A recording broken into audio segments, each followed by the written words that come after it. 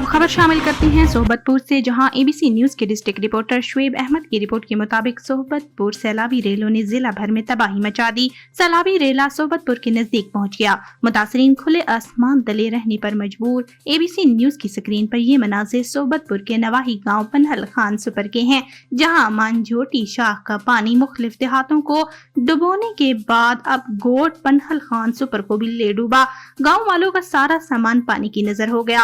نہ محکمہ ایگریگیشن کا عملہ نظر آ رہا ہے، نہ ضلعی انتظامیہ اور نہ ہی MP یا کوئی نمائندہ۔ صحبت پور کی عوام کو سیلاب کے پانی کے حوالے کر دیا گیا۔